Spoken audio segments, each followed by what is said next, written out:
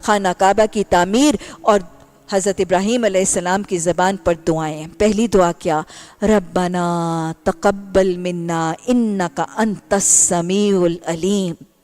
اللہ نے اتنی بڑی سعادت دی ہے، اللہ نے اتنی عزت بخشی ہے، خانہ کعبہ کی تعمیر کر رہے ہیں اور اس کو دعا کیا کر رہے ہیں کہ اللہ تو ہماری اس چھوٹی سی کوشش کو قبول کر لینا. کوئی غرہ نہیں ہے، کوئی گھمنڈ نہیں ہے اپنی نیکی پر، عاجزی بھی اور انکساری بھی. اور سب سے بڑا پیغام کیا ہے؟